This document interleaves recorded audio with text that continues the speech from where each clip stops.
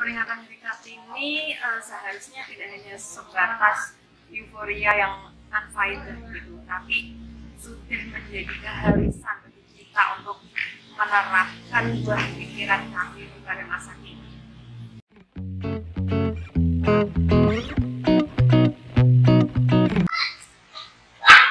Assalamualaikum warahmatullahi wabarakatuh. Selamat siang, selamat malam, selamat pagi, selamat sore bagi yang menonton di waktu itu. Oke, selamat datang di channel 11 PM. Di sini ada saya Rafiqatul Fitria sebagai host, dan di sini ada ibu kopri terbaru kita yaitu sahabati Ida Ratnasari. Halo. Dia kader yang sangat hebat guys, perlu dicontoh, terlalu berlebihan sih. Oke, enggak, itu beneran guys. Oke, kesempatan kali ini kita mau bahas apa Mbak Nana? Apa ya? Kita bakal bahas tentang Kartini, karena kemarin kita habis ada memperingati Hari Kartini. Berarti kita akan membahas tentang Hari Kartini. Kita akan membahas Hari Kartini. Jadi, untuk pertanyaan pertama, di kelas itu enggak ya? Kita bisa panggil Mbak Ida Ratnasari ini dengan sebutan Nana biar lebih friendly guys, oke? Terus lanjutin. Pertanyaan yang pertama, mana sih pandangan Mbak Nana tentang peringatan Hari Kartini ini? Menurut aku sih 21 April yang kita peringati sebagai Hari Kartini merupakan hari yang sangat bersejarah bagi kita semua. Karena di hari ini kita semua memperingati sebagai Hari Kartini, sosok pahlawan perempuan yang meskipun lahir dari keluarga bangsawan tetapi memiliki perhatian terhadap keadaan perempuan-perempuan pada masa itu. Betul ya? Iya, betul. Terhadap perempuan masa itu yang hanya dianggap sebagai oncom ini saja gitu. Tidak bisa kita pungkiri bahwasanya kita sebagai perempuan saat ini yang bisa mengenyam pendidikan tinggi, bisa bersekolah, bisa turut andil dalam ranah publik, itu juga salah satu berkat dari perjuangan beliau. Tetapi sangat disayangkan sih ketika saya rasa buah pikiran Kartini belum sepenuhnya kita pahami gitu. Kalau aku melihat selama ini perayaan Hari Kartini itu hanya sebatas ajang kecantikan, kemudian kita lihat di SD, SMP, SMA bahwa perayaan Hari Kartini itu ya memakai kebaya, kemudian lomba kecantikan, lomba masak dan lain sebagainya gitu, yang mencerminkan perempuan itu harus lemah lembut gitu. Semua serba ke perempuan, bahkan kita ke sekolah pun kita kesalahan dulu. Iya, itu malah saya rasa semakin memarginalkan perempuan gitu loh. Karena kegiatan-kegiatan yang diadakan ketika kita sekolah gitu ya, memakai baju adat dan kegiatan-kegiatan yang dilakukan itu ya sebatas kegiatan keperempuanan gitu loh. Padahal pikirannya ibu kita Kartini itu ingin kita setara dengan laki-laki. Benar banget. Dan tidak diimbangi dengan buah-buah pikiran Kartini yang ditulisnya pada surat-suratnya masa itu gitu.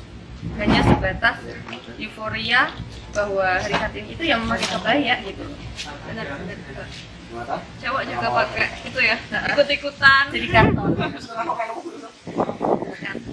Oke, pertanyaan kedua. Dari pandangannya Mbak Nana sebagai ibu kopri cabang Magelang, apakah ada jiwa-jiwa Kartini di kopri itu sendiri? Sebenarnya ini pertanyaan sudah sempat gitu ya didiskusikan sebelumnya, bahwa kita tidak bisa langsung mengejudge dan mengeneralisir bahwa jiwa Kartini itu sudah ada di kopri atau belum gitu. Karena kita ketahui bersama ya bahwasanya kader-kader di dalam kopri itu sendiri kan berbeda-beda gitu kan. Jadi nggak bisa kita langsung menilai kopri secara keseluruhan gitu, apakah kopri itu sudah memiliki jiwa Kartini atau belum gitu. Ketika saya mendengar pertanyaan itu, seharusnya pertanyaan itu dikembalikan kepada diri kita masing-masing. Apakah kita sudah memiliki jiwa Kartini? Apa andil kontribusi dan partisipasi yang kita lakukan dan kita berikan untuk Kopri sebagai gambaran dan penerapan dari nilai-nilai Kartini.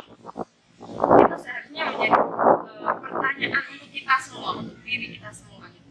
Karena kalau mengeneralisir, menilai Kopri secara keseluruhan ya nggak bisa gitu, karena kader di dalam Kopri itu kan berbeda-beda gitu. Banyak juga ya, karena kita kembali lagi ke latar belakang masing-masing, pribadinya masing-masing, sebenarnya dia tuh mau apa di Kopri, mau ngapain gitu kan ya.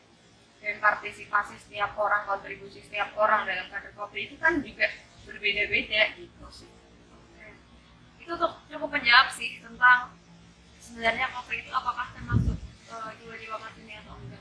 Itu ya teman-teman jawabannya. Lanjut ke pertanyaan ketiga. Pertanyaan yang ketiga tentang seputar problematika Kopri, kader-kader Kopri sendiri.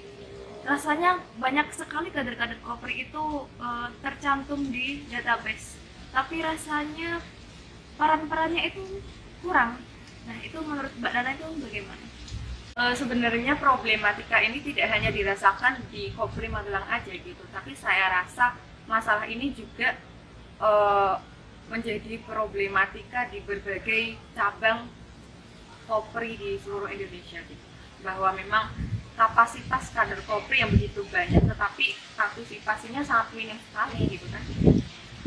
Apalagi masih ya, peran-peran cowok juga itu saling menghidupkan, kayak sebentar-bentar dikit-dikit langsung hidup patriarki gitu, membuat mental si perempuan itu menjadi ya gimana, ya bener sih patriarki kayak gitu, langsung iya patriarki, terus langsung apa ya, kalau menurut aku juga sih salah aja, enggak salah sih, coba ungkapin pendapatku aja. Kalau dari yang aku lihat kader-kader tuh ya merasa ada ketimpangan antara laki-laki dan perempuan ketika emang sih ketika kita memperjuangkan hak-hak perempuan gitu untuk bisa setara dengan laki-laki, itu juga perlu dukungan dari pihak laki-laki gitu, dari sahabat-sahabat PMI yang lain gitu. Ketika kita kader-kader Kopri memperjuangkan hak kita gitu untuk setara dengan mereka, tetapi ketika mereka nggak mendukung ya akan sulit untuk berjalan. Betul gitu. Jadi banget. hal itu tuh harus Imbang. saling mendukung dan seimbang gitu sih. jadi satu sama lain langsung saling support. Iya, karena kalau tanpa support dari sahabat-sahabat ya akan susah untuk terwujud gitu kesetaraan. Mental perempuan tidak akan terbentuk tanpa adanya support.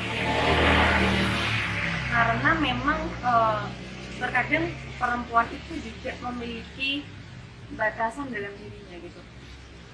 Terkadang ketika perempuan itu mau, ini pengalaman sih ya, dulu aku juga kayak gitu. Ketika mau ngomong atau apa tuh ada ketakutan yang berasal dari dalam diri sendiri gitu loh.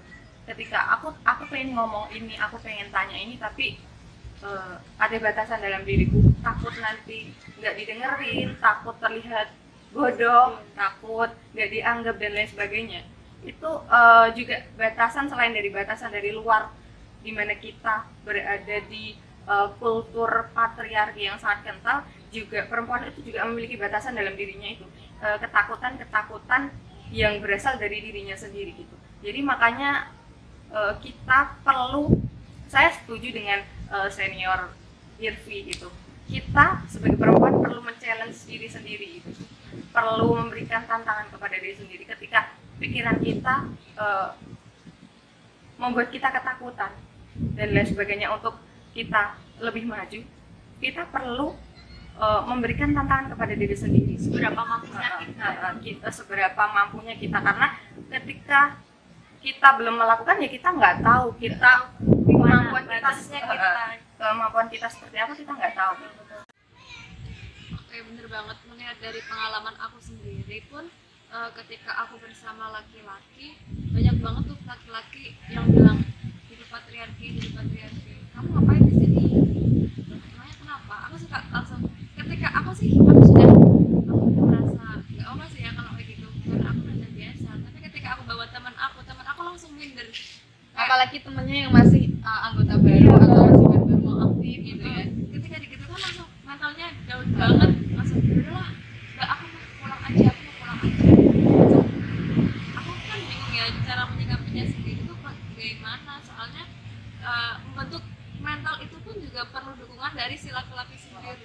sekali, karena ketika hanya perempuan aja yang memahami dan memperjuangkan itu ya percuma kalau laki-lakinya tuh nggak mendukung gitu, karena ketika kesetaraan itu akan tercipta ketika keduanya saling mendukung dan saling memahami gitu. Terus ketika itu diskusi, seringkali perempuan itu merasa nggak nyaman karena nggak ada temennya. Ketika aku nggak mau berangkat kalau nggak ada temennya, kalau nggak sama kamu nggak mau berangkat gitu. Masuk itu juga menjadi suatu problematika di kopi itu sendiri, ya kan? Iya, memang sih terkadang selain kita sebagai perempuan mendapatkan hambatan dari luar gitu, contohnya dari tadi dari teman laki-lakinya gitu, kita mendapatkan hambatan dari memang kita berada di lingkungan dengan kultur patriarki yang sudah mengakar gitu. Selain hambatan dari luar, memang kita sebagai perempuan juga memiliki hambatan dari dalam gitu. Terkadang kita untuk melakukan sesuatu itu memiliki ketakutan tersendiri, takut dengan pikiran-pikiran kita sendiri yang sebenarnya ketika kita melakukan itu kita bisa gitu. Nah, maka dari itu aku setuju dengan senior Irvi gitu ya. Kita sebagai perempuan harus men-challenge diri sendiri, memberikan tantangan kepada diri sendiri untuk mengukur seberapa bisa sih kita gitu. Karena ketika kita tidak mau mencoba, ya kita nggak pernah tahu Tolak ukur kita, kemampuan kita seperti apa, sejauh mana kita nggak akan pernah tahu ketika kita tidak mau mencoba dan memberikan tantangan kepada diri sendiri gitu. Dan itu sudah saya praktekkan sendiri dan saya merasakan memang benar sih gitu. Ketika ketakutan itu ya hanya sebatas pikiran kita gitu, tapi ketika kita sudah melakukan, oh ternyata aku bisa ya, oh ternyata aku mampu ya, dan ketika kita berhasil mengalahkan ketakutan yang ada dalam pikiran kita, itu kita akan merasa sangat lega dan sangat puas sekali gitu. Aku sih merasakannya seperti itu, bukan membanggakan diri tetapi ada kepuasan gitu, ada kepuasan tersendiri gitu. Ya ada apresiasi diri sendiri gitu. Itu sih yang aku sebagai ibu kopi nih, untuk menyemangati, terus saran tips and tricksnya biar kita tuh apa ya, nggak malu-malu lah kalau kita mau diskusi, berangkat diskusi nggak ada temennya, nggak ada ceweknya, terus kita jadi Mbak Nana sendiri, gimana? ya, kita perlu men-challenge diri sendiri, perlu memberikan tantangan kepada diri sendiri gitu. Jangan pernah takut untuk mencoba gitu. Jangan pernah takut ketika kita hanya perempuan sendirian, karena dulu juga aku kayak gitu. Dulu tuh aku waktu jadi ketua rayon, dimana 5 rayon itu yang perempuan cuma aku sendiri, dan ketika rapat-rapat itu ya cuma aku yang cewek sendiri gitu, tapi enjoy aja gitu.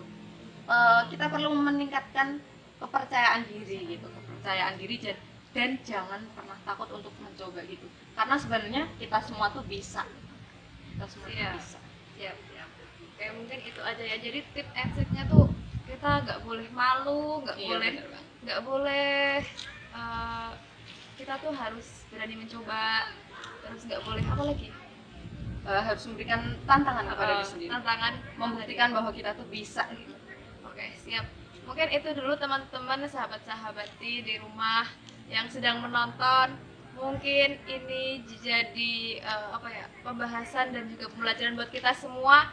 Semoga kita semua jadi semakin maju, semakin meningkatkan kepercayaan diri kita. Oke. Oh ya, jangan lupa subscribe, like, dan komen. Oke, di channel 11 PM. Terima kasih ya Mbak Nana sudah mampir di channel ini. Cukup sekian. Wassalamualaikum warahmatullahi wabarakatuh. Waalaikumsalam warahmatullahi wabarakatuh.